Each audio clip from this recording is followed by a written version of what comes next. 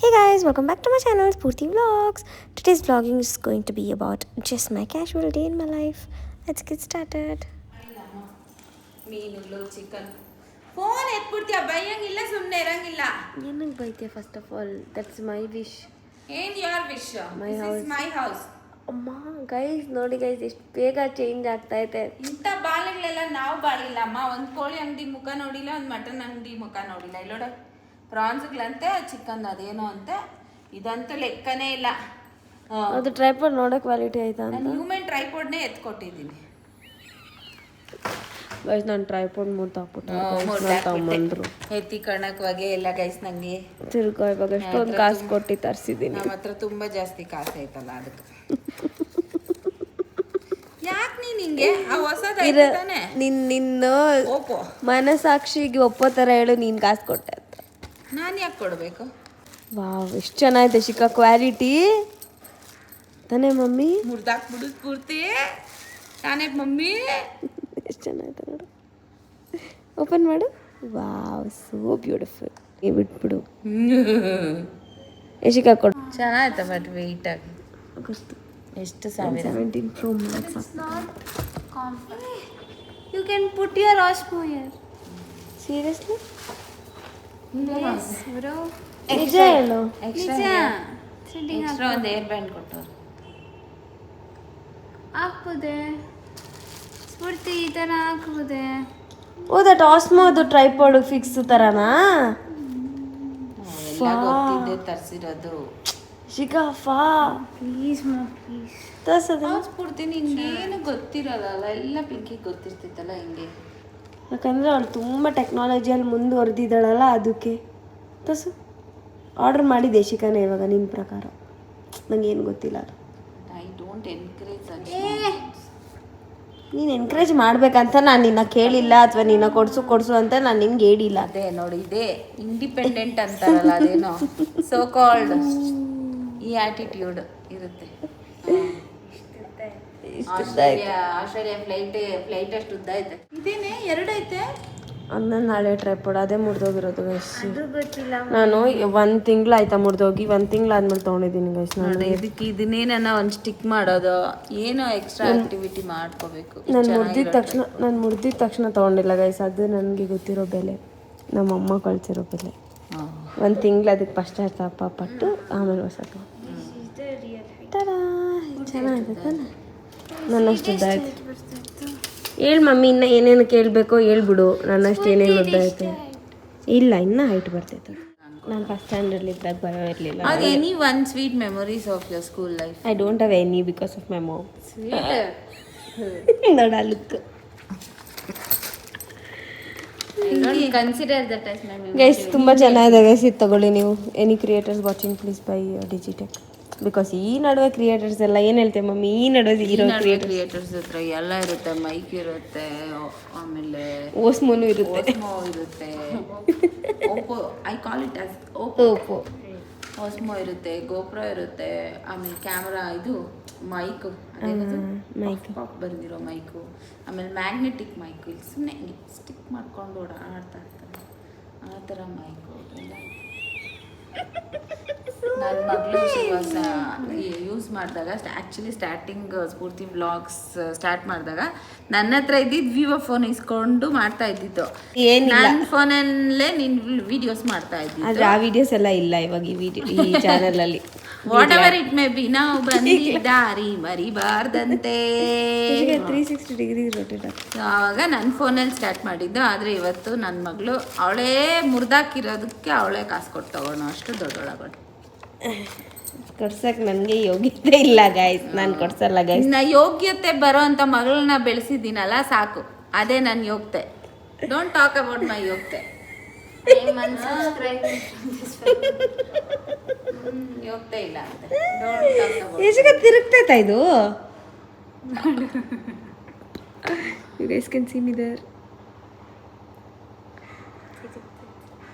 ನಿಶಿಕಾ ಇವತ್ತು ರಜಾ ಹಾಕಿ ಮನೇಲಿ ಇದ್ದಾಳೆ ಅಂತ ಅನ್ಕೋಬೇಡಿ, ಅವಳು college. Oh my life is in danger. Yashika, that is what. Yashika ಅಂತ ಒಂದು ಮಗಳು ಮನೇಲಿ ಇರಬೇಕು. ಪೂರ್ತಿ ನೋದು ನೋಡಿಸ್ಬಿಟ್ಟೆ ಯಶಿಕಾನ ಇಟ್ಕೋಬೇಕು. ವಾವ್ ಯಶಿಕಾ, ನಿಂಗೆ ಗೊತ್ತಿರಲಿಲ್ಲ ಆರ್ಡ್ರ್ ಮಾಡುವಾಗ? ಗೊತ್ತಿಲ್ದಿರ ಆರ್ಡ್ರ್ ಮಾಡ್ತೀನಿ ನಾನು ಸ್ವಲ್ಪ ಮೆಂಟಲ್ ಅಂತ ನಮ್ಮ ಅನ್ಕೋತೀನಿ. ನಿಜ ಹೇಳು ಸ್ಫೂರ್ತಿನ. ಒಬ್ಬ ಮನುಷ್ಯಲು ಹೆಂಗೆ ಸುಳ್ಳು ಹೇಳ್ಕೊಂಡು ಜೀವನ ಮಾಡೋಕ್ಕಾಗ್ತೈತೆ ನಂತರ ಅಂತ ನೀನು ತೋರಿಸ್ತೀಯ ಲೈಫಲ್ಲಿ. ಚೆನ್ನಾಗಿದೆ ತಾನೇ? ಇವಾಗ ಅದ್ರಲ್ಲಿ ಆನ್ ಮಾಡಿದ್ರೆ ತಿರುಗ್ತಾ ಇರ್ತೈತಲ್ಲ ಕ್ಯಾಮ್ರಾ. Very happy.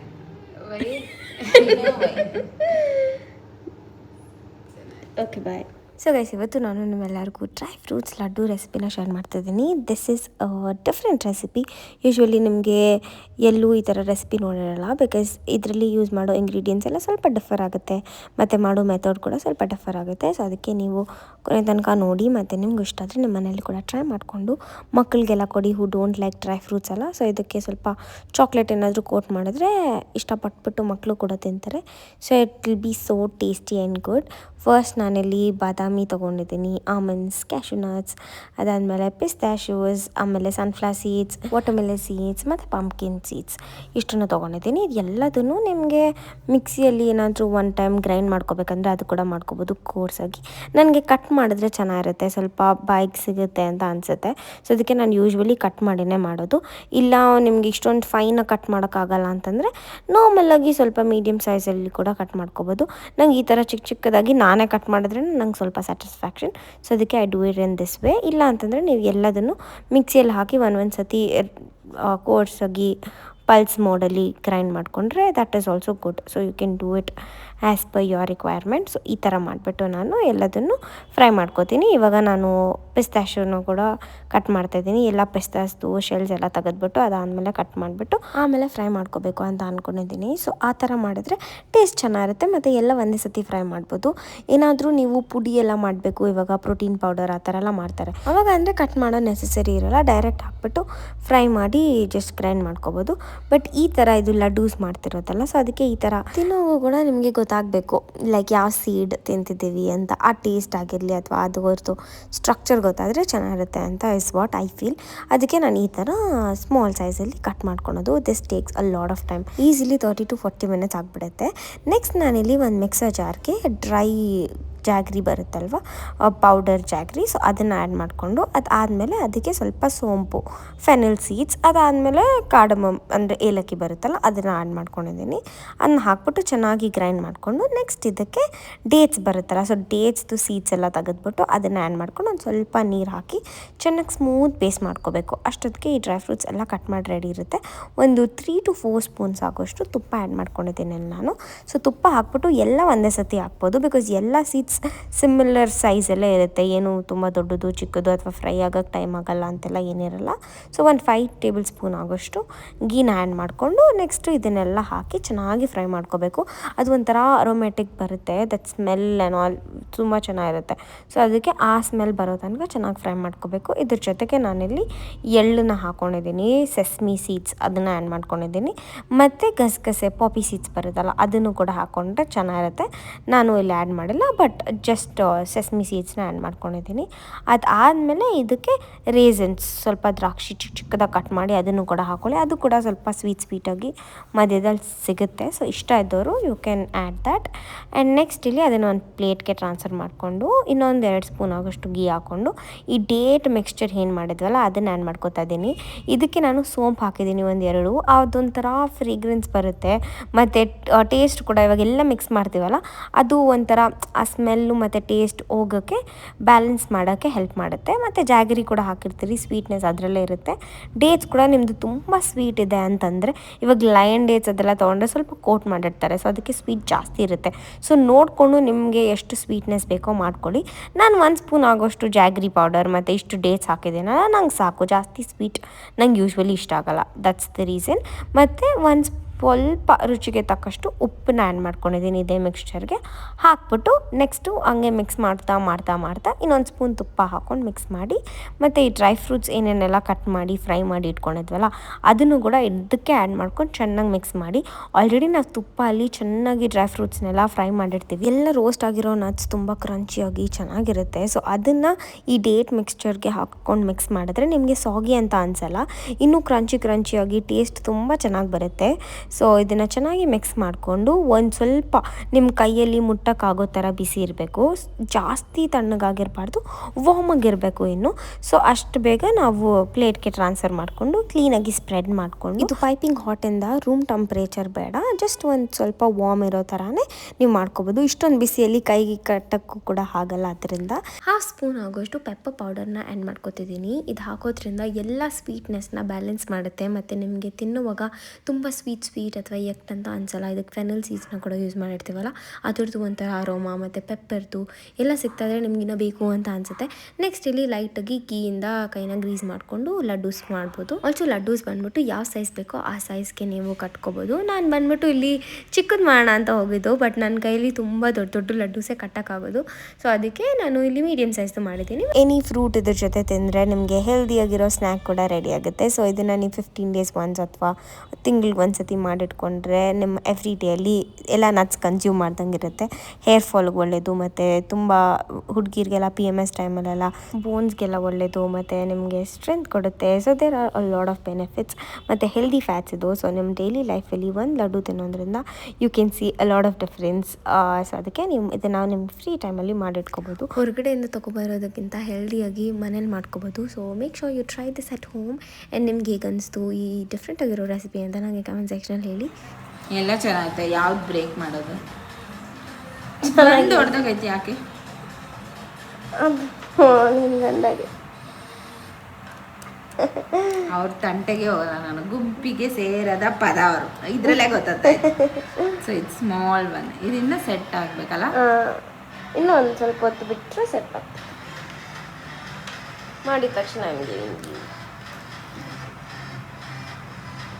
ಚೆನ್ನಾಯ್ತಾ? ಚೆನ್ನಾಗಿ ಆನೆಸ್ಟ್ ಖಾರ ಆಯ್ತಾ? ಸ್ವೀಟ್ ಉಂಡೆ ಕೊಟ್ಬಿಟ್ಟು ಖಾರ ಆಯ್ತಾ ಅಂತ ಬಿಕಾಸ್ ಹಾಕಿದ್ದೀನಿ ಖಾರ, ಅದಕ್ಕೆ ಒಂದಿನ ಹಾಳು ಉಪ್ಪು ಹಾಕಿದ್ಯಾ? ಉಪ್ಪು ಐತೆ. ಉಪ್ಪು ಸ್ವಲ್ಪ ಗೊತ್ತಾಗ್ತಾ ಐತೆ. ಚೆನ್ನಾಗಿ ಪಾಪು ಬಾಯ್ಲೆ. ಜಾಸ್ತಿ ಸ್ವೀಟ್ ಆಯ್ತಾ ಕಮ್ಮಿ ಆಯ್ತಾ? ಸ್ವೀಟು ಕಮ್ಮಿ ಆಯ್ತಲ್ಲ? ಕಮ್ಮಿ ಐತೆ. ಹಿಂಗಿದ್ರೇನೆ ಸ್ವೀಟ್ ಜಾಸ್ತಿ ಆಗ್ಬಿಡುತ್ತೆ, ತಿನ್ನಕ್ಕಾಗಲ್ಲ.